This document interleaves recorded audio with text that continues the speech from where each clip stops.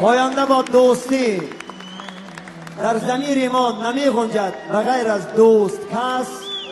هر دو عالم را به دشمن ده که ما را dost bas. Hepsi bir oyun. Biz kavgayı değil, dostluğu ve sevgiyi yaymak için buradayız.